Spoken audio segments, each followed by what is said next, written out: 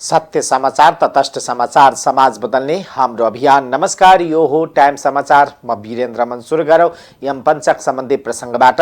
यमपञ्चक अर्थात् तिहारको चौथो दिन आज गोवर्धन पर्वत बलि गोरु र हलीको पूजा गरी मिठा मिठा खानेकुरा खाने दिएर मनाइएको छ। कार्तिक शुक्ल प्रतिपदाका दिन गोवर्धन पर्वत बलि गोरु र हलीको पूजा आर्जा गरी सम्मान प्रकट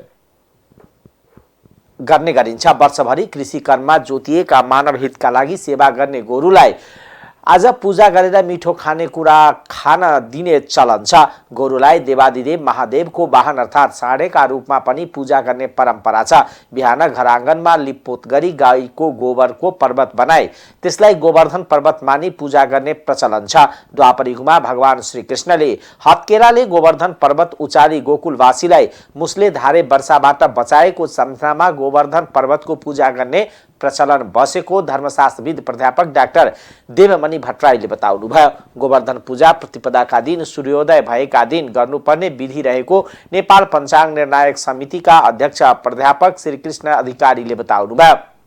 भगवान विष्णुले बलि राजालाई यमपञ्चकका 5 दिन मत्स्य लोकको शासन गर्ने अधिकार दिएको विश्वासका आधारमा बलि राजाको पनि सम्झना स्वरूप पूजा आराधना गर्ने प्रचलन छ। यसै कारण तिहारमा देउसी भैलु खेल्नेले हामी त्यसै आएनौ बलि राजाले पठाए भनेर भट्याउने चलन रहेको छ। गोरु हलीको पूजा आर्जापछि साँझ घर घरमा गएर देउसी खेल्ने प्रचलन छ। कृषि कर्ममा आधुनिक औजारको विकाससँगै पछिल्लो समय खेतीबारी जोत्न गोरुको प्रयोग गर्ने क्रम कम हुँदै गएको छ। जनकपुर जयनगर रेलमा किचिएर एकजना भारतीयको मृत्यु भएको छ। मृत्यु हुनेमा भारत बिहार राज्यको मधुबनी जिल्लाको जयनगर बेलही बस्ने वर्ष 60 का बिन्देश्वर दास रहेका छन्। बिहान जयनगरतर्फ जाँदै गरेको रेलले धनुषाको विदेह नगरपालिकाको वैदेही स्टेसन नजिक उनको कटेर घटनास्थलमै मृत्यु भएको धनुषाका प्रहरी प्रवक्ता डीएसपी रञ्जन आवाले जानकारी दिनुभयो। प्रत्यक्षदर्शीका अनुसार मृतकको शव 2 टुक्रा भएको छ। गत भदौ महिनासम्म धनुषाको मिथिला नगरपालिका, छिरेश्वरनाथ नगरपालिका र बटेश्वर गाउँपालिकामा विद्युत ट्रान्सफर चोरीको घटना निकै हुन्थ्यो। ट्रान्सफर चोरीको घटना विद्युत प्राधिकरण वितरण केन्द्र र इलाका प्रहरी कार्यालय सखुवा महेन्द्रनगरका कर्मचारीका लागि टाउको दुखाइ बनेको थियो। त्यसपछि प्रहरी र प्राधिकरणका कर्मचारीले लगाएर 3 महिनादेखि ट्रान्सफर चोरी भएको छैन। सिँचाइ, खानेपानी र विद्युतमा बिजुली बत्ती लगायतका प्रयोजनका लागि जडान गरिएको ट्रान्सफर चोरी हुन गरेका थिए। प्रहरी र प्राधिकरणका कर्मचारीले मिलेर चोरीको जोखिममा रहेका विद्युत ट्रान्सफर्मरहरूलाई वेल्डिङ गरेर निकाल्न नमिल्ने बनाएका छन्। वेल्डिङ गरेदेखि ट्रान्सफर्मरहरू पूर्ण रूपमा चोरी हुनबाट बन्द भएको इलाका प्रहरी कार्यालय सखुवा महेन्द्रनगरका प्रहरी निरीक्षक दीपक कार्कीले बताउनुभयो। जडान भएको ठाउँबाट 11,000 भोल्टको विद्युत लाइन काटेर ट्रान्सफर्मर भुइँमा खसाल्ने र नट खोलेर भित्रको तामाको महँगो क्वाइल झिक्ने घटना निकै बढेको थियो। जडान गरिएको ठाउँमा नट भोल्टले राम्रो नकस्ने र तारले मात्र दुवैतिर बाँधेका कारण चोरले सजिलै तार काटेर तल खसाल्थे। त्यसपछि ट्रान्सफर्मरबाट तामाको तार झिकेर लैजाने गरेका थिए। प्रहरी निरीक्षक कार्कीका अनुसार ट्रान्सफर्मरलाई जडान भएको ठाउँमा नट वेल्डिङ गरेपछि चोरी नियन्त्रण भएको हो। उहाँका अनुसार छिरेश्वरनाथ, मिथिला नगरपालिका र बटेश्वर गाउँपालिकामा झन्डै 37 वटा ट्रान्सफर्मरलाई वेल्डिङ गरिएको छ। धनुषामा इन्डियन गाडीले ठक्कर दिँदा 2 जनाको मृत्यु भएको छ। सोमबार राति 1:15 बजे ढल्केवरदेखि पूर्वतर्फ जाँदै गरेको ट्रकले मोटरसाइकललाई ठक्कर दिँदा 2 जनाको मृत्यु भएको हो। ट्रकको ठक्करबाट धनुषाधाम नगरपालिका 9 का अन्दाजी 19 वर्षीय राजेश ठोकर र कनिष्मान चारनाथ नगरपालिका 2 का अन्दाजी 18 वर्षीय टेमा मोक्तानको मृत्यु भएको हो। उनीहरूको प्रादेशिक अस्पताल जनकपुर धाममा उपचारको क्रममा मृत्यु भएको जिल्ला प्रहरी कार्यालय धनुषाका प्रवक्ता प्रहरी नायब उपरीक्षक रञ्जन आवाले जानकारी दिनुभयो। ठक्कर दिने नियन्त्रणमा लिएका तर चालक फरार रहेको प्रहरीले जनाएको छ। चालकको खोजी भइरहेको प्रहरीको भनाइ छ। प्रधानमन्त्री पुष्पकमल दाहाल प्रचण्डले शङ्खधर शङ्खुवा हाम्रो इतिहासमा गर्व गर्न लायक राष्ट्रिय विभूति भएको बताउनु भएको छ।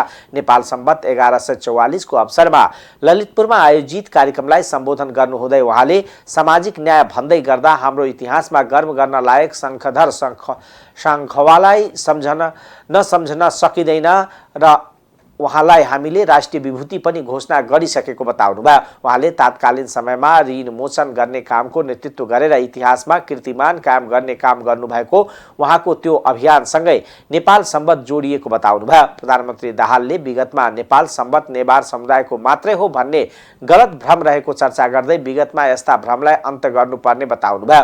नेपाल सम्बतलाई राष्ट्रिय सम्बतका रूपमा घोषणा गर्नुपर्ने भन्ने आवाज धेरैतिरबाट उठेको र नेपालीको आफ्नै मौलिक सम्बत नेपाल सम्बतलाई राष्ट्रिय सम्बतको रूपमा घोषणामा मात्र सीमित नराखी सरकारी निर्णयमा पनि विक्रम सम्बतसँगै नेपाल सम्बत पनि उल्लेख गर्ने निर्णय मन्त्री परिषदबाट गर्न पाउँदा आफूलाई गर्वको महसुस भएको बताउनुभयो। प्रधानमन्त्री दाहालले सोमबार बसेको मन्त्री परिषदको बैठकले मन्त्री परिषदको निर्णय र सरकारी दस्तावेजमा विक्रम सम्बतसँगै नेपाल सम्बत पनि उल्लेख गर्नुपर्ने निर्णय भएकोमा तपाईहरू सबैलाई बधाई तथा शुभकामना दिन चाहेको र यसले हाम्रो स्वतन्त्रता, समानता, सामाजिक न्याय सहितको राष्ट्रिय स्वाधीनता र हाम्रो आत्मसम्मानलाई फेरि एउटा उचाइमा उठाएको बताउनुभयो। हामी सबैले नेपाली हुनुमा गर्व हुनुपर्नेमा उहाँको जोड थियो। समृद्धिको नारामा केन्द्रित भएर काम गर्ने कोसिस गर्दै आएको छ। सामाजिक न्याय भन्दा हाम्रो इतिहासमा गर्व गर्न लायक भनेको हामीले राष्ट्रिय विभूति घोषणा गरि पनि सकेका छौँ। शङ्खधर साख्वालाई नसम्झी हामी रहन सक्दैनौँ, जसले ऋण मोचनको एउटा नेतृत्व गरेर इतिहासमा एउटा कीर्तिमान कायम गर्ने काम भयो। त्यसै भएर हामीले राष्ट्रिय विभूति भन्यौँ र उहाँको त्यो अभियानसँग नै नेपाल सम्बत जोडिएको छ। त्यसकारण नेपाल सम्बतलाई राष्ट्रिय सम्बतको रूपमा घोषणा गर्नुपर्छ भन्ने आवाज धेरैतिरबाट उठेको थियो। विगतमा नेपाल सम्बत भनेको नेवारहरूको मात्रै सम्बत हो कि भन्ने कन्फ्युजन जस्तो थियो र त्यो कन्फ्युजन, त्यो भ्रम अन्त्य गर्न यो नेपालीहरूको राष्ट्रिय सम्बत हो। नेपालको आफ्नै मौलिकता, आफ्नै इतिहास, हाम्रै राष्ट्रिय विभूतिद्वारा सुरु गरिएको यो हाम्रो सम्बत हो भनेर सम्पूर्ण नेपालीहरूलाई चिनाउनु थियो। त्यो काम मलाई खुसी र गर्वको महसुस हुन्छ। मेरै नेतृत्वको पहिलो गणतान्त्रिक सरकारले नै नेपाल सम्बतलाई राष्ट्रिय सम्बतको रूपमा घोषणा भयो। तर यसलाई अझ बढी सम्मान दिन, यसलाई स्थापित गर्नको लागि मन्त्री परिषदको माइनेट र सरकारी दस्तावेजहरूमा विक्रम सम्बतसँगै नेपाल सम्बत पनि लेखिनु पर्यो भन्ने माग थियो र मैले भनेको थिएँ यो कुरा म सकारात्मक ढङ्गले विचार गर्छु र मन्त्री परिषदमा प्रस्तुत गर्छु भनेको थिएँ। हिजो मात्रै बिहान मन्त्री परिषदको बैठकले मन्त्री परिषदको डकुमेन्टमा माइनेट र सरकारी दस्तावेजहरूमा नेपाल सम्बत अनिवार्य रूपमा उल्लेख गर्नुपर्ने निर्णय भएकोमा तपाईहरू सबैलाई म फेरि एकचोटि शुभकामना भन्न चाहन्छु र यसले हाम्रो सामाजिक न्याय, समानता, स्वतन्त्रता, हाम्रो राष्ट्रिय स्वाधीनता, हाम्रो आत्मसम्मानलाई फेरि एउटा नयाँ उचाइमा उठाएको छ। प्रधानमन्त्रीले वर्तमान सरकार सामाजिक न्याय, सुशासन र समृद्धिको नारामा केन्द्रित रही उच्च प्राथमिकता साथ काम गर्दै आएको बताउनुभयो। आजको दिनले नयाँ सन्देश दिने जनाउँदै प्रधानमन्त्री दाहालले विक्रम नेपाल सम्बत 1144 को शुभकामना समेत व्यक्त गर्नुभयो। प्रधानमन्त्री पुष्पकमल दाहालले सामाजिक सद्भाव र पारिवारिक एकतालाई खलबल पार्नबाट बचाउन टिकटक प्रतिबन्ध लगाउनु परेको बताउनु भएको छ। मंगलबार भक्तपुरमा नेपाल सम्बत 1144 र नेपाल सम्बतका प्रवर्तक राष्ट्रिय विभूति शङ्खधर साख्वाको प्रतिमामा माल्यार्पण कार्यक्रमलाई सम्बोधन गर्दै प्रधानमन्त्री दाहालले उक्त कुरा बताउनु भएको हो। उहाँले समाजमा विसङ्गति, विकृति, अराजकता फैलाउने र राज्यलाई जिम्मेवारीबाट अघि बढ्न रोक्ने खालका प्रवृत्तिलाई नियन्त्रण गर्न सत्ता पक्ष र प्रमुख प्रतिपक्षी एक ठाउँमा उभिएर निर्णय गरेको बताउनुभयो। प्रधानमन्त्री दाहालले अन्तर्राष्ट्रिय स्तरमा समेत सबैभन्दा लोकतन्त्र र विकसित देशले कस्तो मान्यता अपनाएका छन् भन्ने कुराको अध्ययन गरेर सामाजिक सद्भाव र पारिवारिक एकतालाई खलबल पार्नेबाट बचाउन उद्देश्यले टिकटक बन्द गर्नु परेको बताउनुभयो। उहाँले टिकटक बन्द गर्ने सरकारको उद्देश्य समाजमा विकृति, विसङ्गति र अराजकता फैलाउन चाहने प्रवृत्तिलाई रोक्न नियमन गर्ने भन्ने मान्यताबाट उत्प्रेरित भएर गरेको प्रश्न पार्नुभयो। साथै प्रधानमन्त्री दाहालले 10 अर्बको कोष खडा गरेर भूकम्प पीडितलाई सहयोग प्रक्रिया अघि बढाएको बताउनुभयो। हिजोका क्याबिनेटका निर्णय चाहे 10 अरबको कोष खडा गरेर भूकम्प पीडितलाई सहयोगको प्रक्रिया सुरु गर्ने निर्णय होस्, हिजै हाम्रो देश भूकम्प र अरू प्राकृतिक प्रकोपबाट जोखिमयुक्त देश छ। त्यसकारण आवासको समस्या समाधान गर्न विज्ञहरूबाट अध्ययन गराउने कुरादेखि आवास बिमाको सम्भावनाको अध्ययन गरेर प्रतिवेदन पेश गर्ने निर्णय गरिएको छ।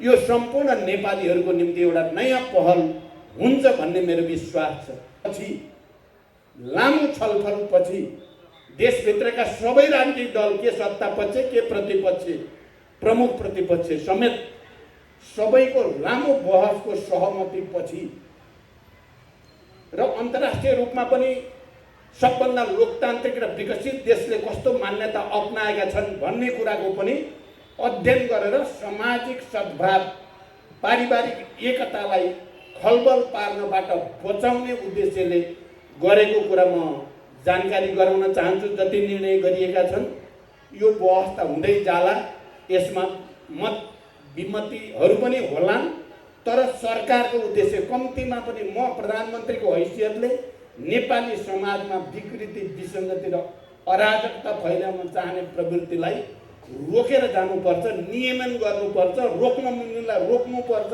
नियमन गर्नुलाई नियमन गर्नुपर्छ भन्ने मान्यताबाट उत्प्रेरित भएर सबैको सहमतिबाट गरेको छु। केही साथीहरूको चित्त बुझेको छैन, छलफल हुँदै जाला, कन्भिन्स हुँदै जाने प्रक्रिया होला।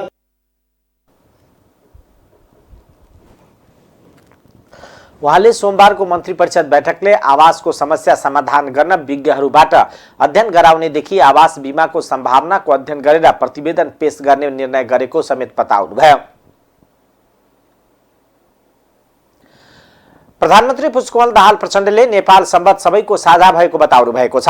नेपाल सम्बत 1144 को अवसरमा नहुद राष्ट्रिय समारोह समितिले बसन्तपुरमा आयोजना गरेको सार्वजनिक सभामा उहाँले नेपाल सम्बतलाई मनाउन विषयमा कुनै खालको संकीर्णता देखाउन नहुने बताउनुभयो। नेपाल सम्बतलाई राष्ट्रिय सम्बतको मान्यता दिलाउन नेवार समुदायका बुद्धिजीवी जनताले लामो सङ्घर्ष गरेको इतिहास रहेको प्रधानमन्त्री दाहालले दोहोर्याउनुभयो। उहाँले केही वर्ष पहिलासम्म एउटा भ्रम थियो, नेपाल सम्बत भनेको नेवारको मात्र हो। अझ पनि कतिपयलाई प्रश्न छैन। नेपाल सम्बतलाई राष्ट्रिय सम्बतको मान्यता दिलाउन नेवार समुदायले गरेको सङ्घर्षलाई उच्च सम्मान गर्दै प्रधानमन्त्री दाहालले आफू नेतृत्वको सरकारले 2065 सालमा नेपाल सम्बतलाई राष्ट्रिय सम्बत घोषणा गर्ने निर्णय गरेको स्मरण गराउनुभयो।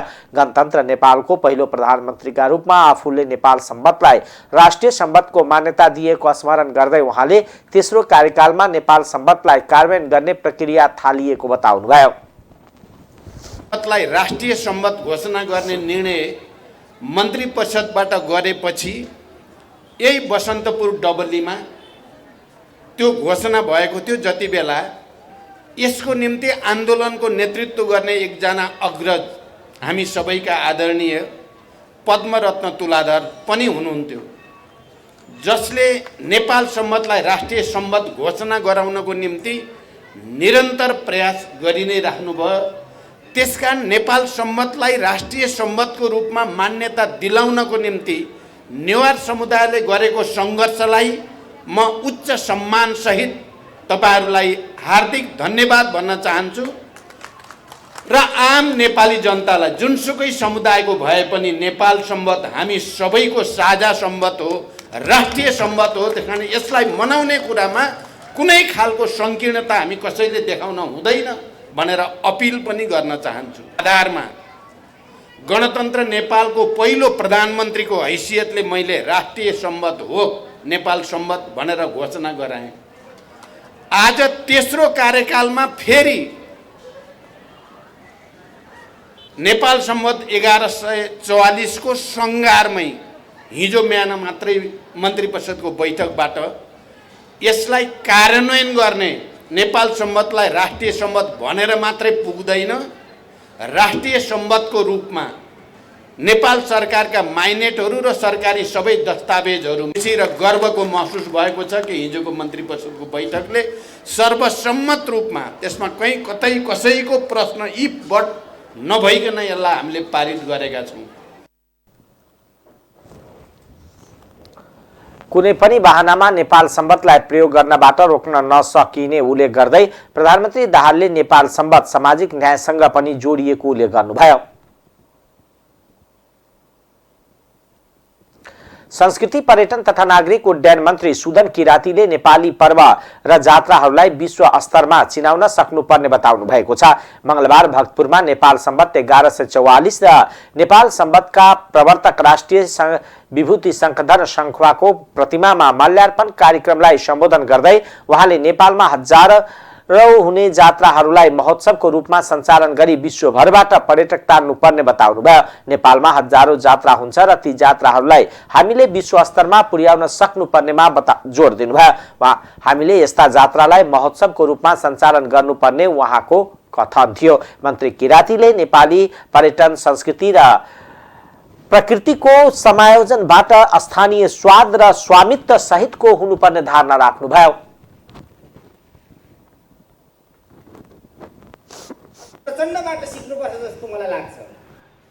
72 सालमा भूकम्प चल्यो, प्रतिपक्षमा थियो नेकपा माओवादी केन्द्र, जो सम्माननीय प्रधानमन्त्रीज्यूको नेतृत्वमा उहाँले रोस्टमबाट घोषणा गरेको अहिले पनि नेपाली जनताको कानमा ताजै छ।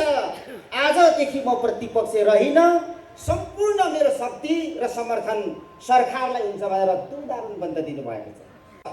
अरूसँग अनुभूति त्यो छैन।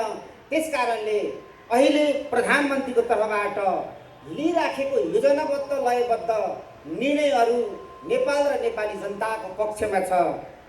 प्रक्रिया पहिले अगाडि बढिसकेको रहेछ।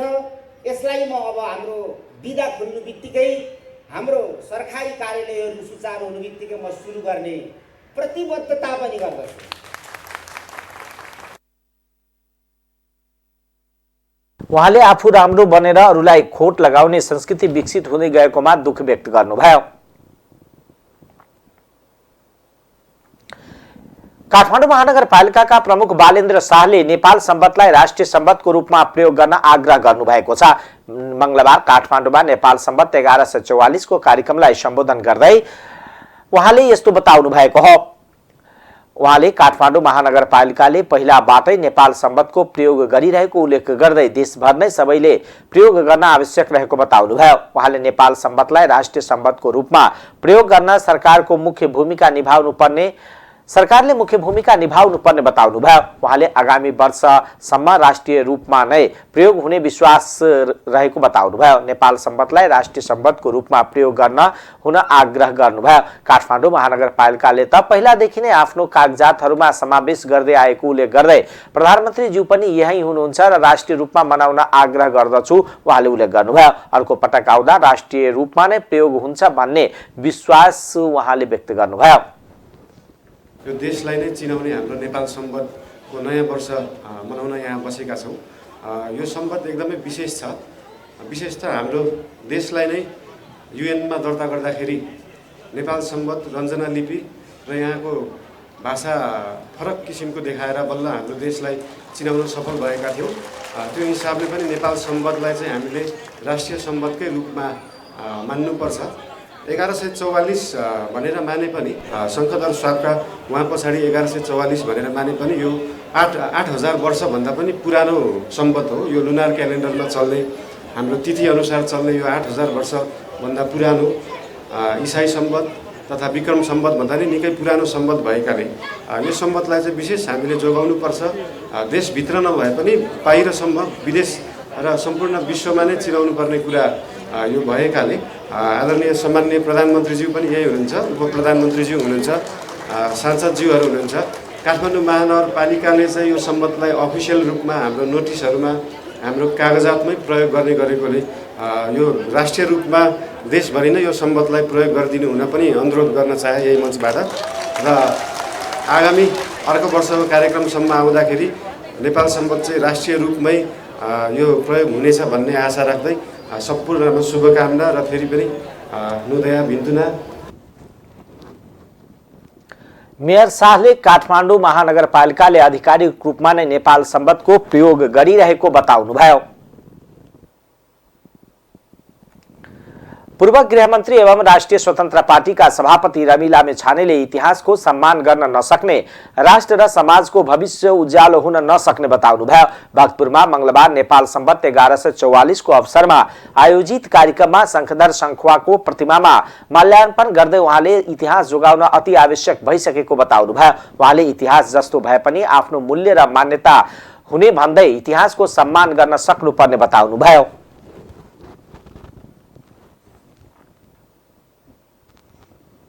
पुरा एपका माध्यमबाट जुन अहिले समय सापेक्ष रूपमा हरेक कुराको जानकारी दिने जुन सुरुवात गर्नुभएको छ त्यो अत्यन्त समय सापेक्ष छ।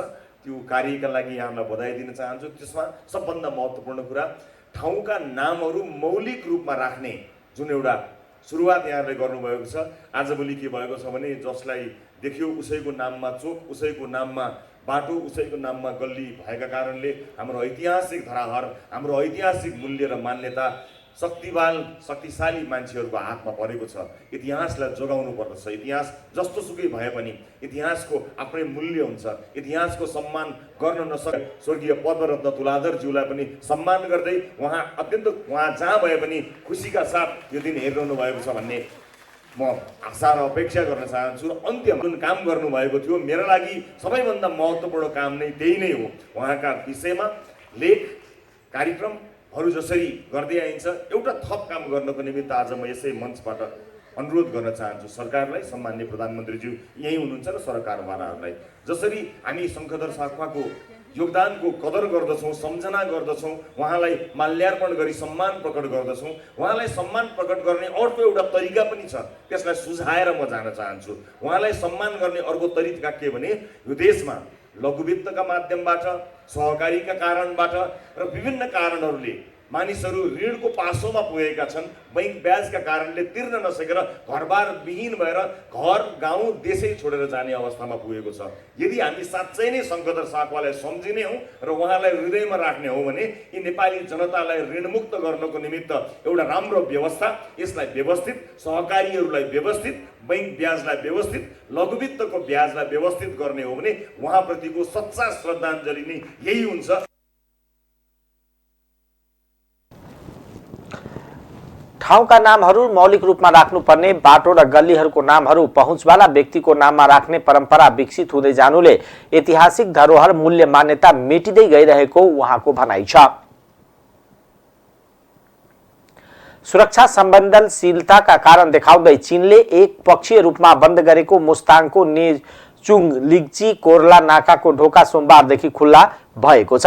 प्रधानमन्त्री पुष्पकमल दाहालको चीन भ्रमणमा भएको सहमति र स्थानीय प्रशासन र जनप्रतिनिधिहरूको निरन्तरको पहलमा कोर्ला नाका औपचारिक रूपमा खुला भएको हो। तिब्बत भूमि लिग्चीमा आयोजित उद्घाटन समारोहमा आतिशबाजी सहित नाका खोलेको सन्देश दिएको थियो। नाका खुला हुने भएपछि प्रदेश सरकारको जम्बो टोली कोर्ला पुगेको थियो। लगातार 4 वर्षदेखि बन्द रहेको नाका खुला हुने कार्यक्रम सहभागी हुन उपल्लो मुस्ताङका लोमाथाङ, लोघरेकर र दामोदर कुण्ड गाउँपालिकाका झन्डै 700 स्थानीय नागरिक सोमबार बिहान 8 बजेदेखि लामबद्ध भएका थिए। नेपाली पक्षको केही ढिलाइले सीमा नाका प्रस्थान अनुमति चेक जाँच र प्रस्थान गर्ने कार्यक्रम दिउँसो 12 बजेसम्म लम्बिएको थियो। नाका भिआइपी र अति विशिष्ट व्यक्तिहरूलाई मात्र सहभागी गराई सञ्चालन भएको उद्घाटन कार्यक्रम सकिएपछि बल्ल नाका सर्वसाधारण समेतका लागि खुला गरिएको थियो। सीमा नाका प्रस्थानका लागि चीन पक्षले कडा सुरक्षा निगरानी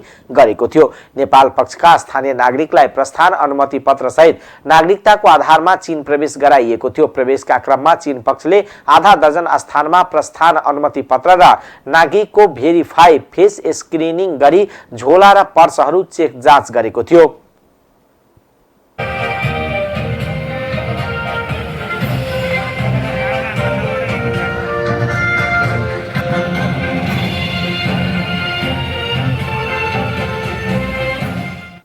अब आर्थिक समाचार।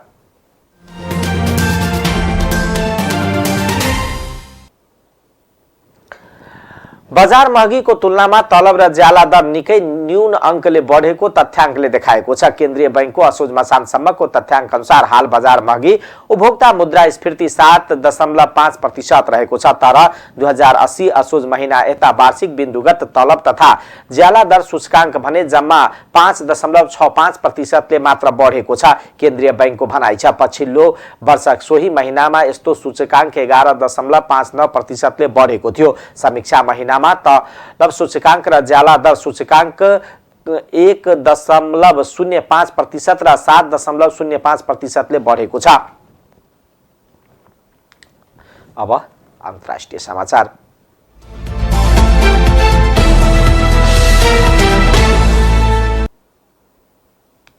भारतको उत्तराखण्ड उत्तरकाशी जिल्लामा निर्माणाधीन सडकको सुरङ्ग भत्किएपछि फसेको मजदुरको उद्धारमा ढिलाइ भएको छ। आइतबार सुरङ्गभित्र फसेका 40 जना जीवित मजदुरलाई बाहिर निकाल्न 100 भन्दा धेरै उद्धारकर्मीले मंगलबार पनि बिहानैदेखि काम गरिरहेका छन्। उनीहरूलाई बाहिर निकाल्न अर्को सुरङ्ग निर्माणको काम भइरहेको सरकारी अधिकारीलाई उद्धृत गरी भारतीय सञ्चार माध्यमले जनाएका छन्। अर्को सुरङ्ग बनाउनको लागि भग्नावशेष पछ्याउने काम भइरहेको छ। सुरङ्गमा फसेका मजदुरसँग सम्पर्क स्थापित गरेको र आवश्यक अक्सिजन तथा खानाको आपूर्ति सम्भव भएको उत्तरकाशी जिल्लाका शीर्ष अधिकारी अभिषेक रुहेलाले बताउनु भएको छ। उत्तरकाशी र यमुनोत्री मन्दिरलाई जोड्नका लागि सिलेक्यारा र डान्डालाउ शहरबीचको 4.5 किलोमिटर लामो सुरङ्ग निर्माण भइरहेको थियो। यो सुरङ्ग प्रधानमन्त्री नरेन्द्र मोदीको सडक परियोजनाको एक हिस्सा हो। इजरायली आक्रमणका कारण अत्यावश्यक वैकल्पिक जनरेटरहरू समेत सञ्चालन गर्न इन्धनको अभाव भएपछि उत्तरी गाजा पट्टीमा पेलेस्टाइनी अस्पतालहरूले सेवा बन्द गरेका छन्। इजरायली आक्रमण र इन्धन सकिएका कारण अल अहिली अस्पताल बाहेक सबै अस्पतालहरू सेवा प्रदान गर्न असमर्थ भएका छन्। स्वास्थ्य मन्त्रालयका प्रवक्ता अशरफ अल केद्राले उल्लेख गर्नुभएको छ। अल सिफा मेडिकल अस्पतालमा जनरेटर अभावका कारण 5 नवजात शिशु र 7 अन्य बिरामीको ज्यान गएको मन्त्रालयका प्रवक्ताले बताउनु भएको छ। मृगौला डायसिलिसिस बिरामीको उपचार गर्न नसक्दा थुप्रै बिरामीको ज्यान जान सक्ने अवस्था रहेको उहाँले उल्लेख गर्नुभएको छ। आइतबार प्यालेस्टाइनी रेड क्रिस्चियन सोसाइटी PRCS ले गाजा शहरको अल कुड्स अस्पतालले इन्धन अभाव र बिजुली कटौतीका कारण सञ्चालन बन्द गरेको बताएको छ। अब खेलकुद समाचार।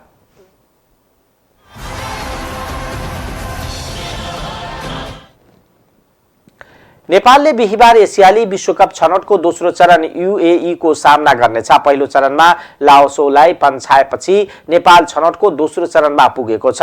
लाओस विरुद्ध दुई लेगको खेलमा नेपाल समग्रमा 2-1 ले विजय रह्यो। नेपालले निर्णायक साबित दोस्रो लेगको खेलमा लाओसलाई 1-0 ले हराएको थियो। अबको 8 महिनामा नेपालले छनौटका 6 खेल खेल्नेछन् र एक प्रकारले राष्ट्रिय टिम व्यस्त जस्तै हुनेछ। UAE को सामना गर्न फुटबलको विश्वकप छनौटमा नेपालको अहिलेसम्मको प्रदर्शनको 10 महत्त्वपूर्ण तथ्याङ्क छ। नेपालले अहिलेसम्म 9 संस्करणको विश्वकप छनौट खेलेको छ। नेपालले सबैभन्दा पहिलो सन् 1986 को विश्वकप छनौट खेल खेलेको थियो। अहिले चलिरहेको विश्वकप छनौट सन् 2026 को संस्करणको लागि हो। टाइम्स समाचार अहिलेको लागि यति नै। हेर्दै गर्नुहोला टाइम्स टेलिभिजन। नमस्कार।